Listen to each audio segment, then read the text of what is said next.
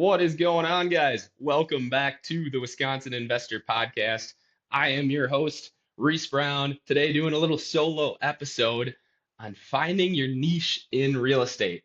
So it's not about learning everything and becoming the best investor you can be, overnight, but about finding that one angle that gives you specifically an advantage. So today, we're going to be talking about, of course, finding your niche, what that could be for you. Also, why people's first deals are sometimes inefficient and why that's not necessarily a bad thing. And then lastly, how to utilize leverage to be your friend and why, leverage matters more than hustle in the long term. But before we get into all that fun stuff, I want to give a quick shout out to today's show sponsor, which is, of course, Wisconsin Discount Properties, the best place for off market deals. Again, you guys have heard us talk about Wisconsin Discount Properties a lot on the show, but sending out off market properties every single Monday morning. If you're an existing member with WDP, also have a ton of resources. So whether you're new or you've been on the list for a while, head to wisconsindiscountproperties.com. If you're new, fill out the join buyers list, 100% free. Just name, phone number, and email, and you'll start getting those deals every single Monday morning. Right now, we've got 3 of them live if you're listening the day that this came out. For our existing folks on the buyers list, there's a ton of investor resources that have been on the website now for about a year that have been pretty underutilized. So we've got, education on hard money versus commercial lending ties into the episode we did last week on the show. We've got some calculators on there, some different lenders and their contact information, what kind of products they have, and a bunch of other fun stuff, case studies, of course. So head over to wisconsindiscountproperties.com to get started. Alrighty, without further ado, let's get into today's episode. Again, finding your niche in real estate. The inspiration for this episode actually came, it was a while ago. I went to a networking event and they had a panel. We went through the normal event, and then afterwards was just a breakout into networking. And I ended up talking to this one person who it was later in the networking session, and they had talked to a lender at the meeting, and then they went to a larger contractor and talked to them. And then lastly, they came up to me and were telling me about their plan. And I couldn't help but thinking in the back of my mind, I don't know how this newer investor is going to be successful when they're following the same playbook that's kind of already been laid out there. Right? They were planning on using kind of the first lender that it seemed like they had talked to at this event. They were going to hire, it was a larger general contractor. They didn't have a relationship with them. They were like, yep, I'm going to use these guys to have fix up the property. I want to be hands off. I don't know anything about this. They'll take it from start to finish. And like I had said, I couldn't figure out where, how they were going to be successful and compete with folks who have done this a lot without, having their niche. So that's where the inspiration came from. So to kind of recap that, if you're competing exactly the same way as everyone else, it's going to be really hard to kind of create an edge for yourself. The investors that are going to be most successful are usually leaning into, what their personal strengths are rather than trying to copy, an existing blueprint. So some examples of that, if you have a trade background of any kind, that is going to be unbelievably helpful, right? If you've worked in construction, you've done roofing, plumbing, electrical, maybe you aren't an expert in any of those, but had some experience, growing up, helping parents out, doing something like that, right? Have any sort of experience there. It's not because you're going to be the one doing the work on these properties yourself, but it's because you're going to have an advantage right from the start versus maybe someone else new on spotting a bad bid and understanding timelines, how long things might take. You're going to have a better understanding of that if you have some history of doing that work. You're going to know what corners can be cut and can't cut. And I think that cutting corners has a bad connotation. That's the word you want to use. It has a bad rap, right? And I don't think it means trying to cover stuff up and leave the end buyer, if you're flipping a property, with a piece of crap. That is not what that means at all. It means, hey, the comps in this area are showing we don't cosmetically update the bathrooms in this area, and they're still selling it at top end ARVs. So if we were to do that here, we would probably just be outpricing the market. So that's what I mean when I say cut corners. But to get back on track here, if you have that trades background, you're also going to be able to negotiate better. You could probably speak their language a little bit better, a contractor or a tradesman's language. And I think most importantly, you're probably going to catch mistakes that are happening earlier on if you have some of that experience. So I think, again, very important to clarify that if you're, say, a plumber, that doesn't mean you're going to be personally plumbing all of your properties, all of your flips or projects over the next 20 years. Instead, that could mean as you get started here, you help, say there's an experienced investor in your area that you want to learn from.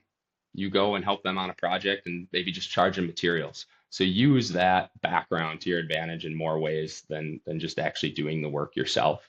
Um, and trade your trade experience with maybe someone else who's been doing it for a while and might have expertise in other areas. But it doesn't just have to be trades. I'm not handy at all. If you're working in more of a corporate setting, say you do project management, any sort of management background, you're going to have a leg up from the start in building better systems. You're probably a great communicator. You're going to be able to communicate with contractors well. You're going to be able to manage timelines really well. I have one person comes to mind. They were out of state, but they were a great communicator. They still went to the property a couple of times, made a 6-hour drive, uh, but they didn't necessarily need to because they had great systems in place for getting the work done because they were a good communicator. So um, again, that's a completely different background, but they were able to use that as leverage to, um, be successful on their very first deal that they did, and it was a flip. So another one is going to be sales. Having a background in sales, you're gonna have a leg up on negotiating purchases on both the acquisition side for a project and then the disposition side when you're selling it on the back end. Um, Raising private money. If you've got a sales background, Corey has a great podcast with Jay Connor. They talk all about raising private money. It can be a great way to save money on funding costs. Um, so I think this is overall, we gave a few examples here. Thinking of, a skill that you have, maybe something that comes a lot easier to you and you see, it's harder for other folks, figuring out how to plug that skill into your real estate investing journey can give you a lot of leverage and kind of kickstart, um, you know, that first project. And if you're listening to this thinking, I don't have any skills at all, one thing that might be more, meaningful, more impactful than any of the things we listed above there is just your time alone. If you have been talking to an experienced investor, you want to learn more from them, but don't really have anything to offer them. If they've got a closing coming up soon and they're going to go walk through it and, get their line items together, maybe offer to, hey, I'll do some of the demo for you. I'll clean it out and put it in a dumpster for you. Offer that time up for free. And that's a great way to get your leg in the door and start building relationships. Because at the end of the day, that is a lot of what we're talking about, and finding your niche is really building relationships is tied in closely to that. So we'll start to bridge here into the next point. Um, Once you start getting involved in deals, I think the expectation is sometimes like, hey, we want this to take off. Like I'm investing in real estate. I'm going to start with a flip, and we want to see that return on investment, that return on time, kick in right away. And is that first deal, it probably won't have a great profit per hour. So we underestimate as investors as we're getting started how messy those first couple deals are. Is because we're not just you know dealing with a project. We're building a machine to run and operate. And what I mean by that is we start out by getting into the project and then we realize, oh, well, Windows takes 6 weeks for this size window, it takes 6 weeks for these to come in. Bam, that backed my project up because I didn't think about that until too late. We have contractor relationships that aren't developed yet. So maybe we have a contractor that, ghosts us. Scheduling is poor. We're making decisions on all the materials that we're ordering as well. So there's so many processes that are being built up in those early stages. And what's important to remember is that first deal is not going to look good, right, as you for your profit per hour. But what you're really building are those systems, those relationships, those, different vendor contacts, and then most importantly, just confidence in yourself to be able to rinse and repeat. Get someone that's doing, 7, 8 flips at a time. And it's like, holy cow, how can you be managing that? I'm doing one and I feel like I'm barely keeping my head above water. And it's because those systems are in place, right? They're ordering the same flooring for each deal, the same paint color, the same trim. Maybe for some really established folks, it's all in a warehouse. So that decision fatigue does not happen on the next deal. The hours that you spend trying to figure out paint color and trying to find the flooring, trying to find the best price on that flooring, where to get it from, that you spend on the first deal, it's not even a thought as you get to those next deals.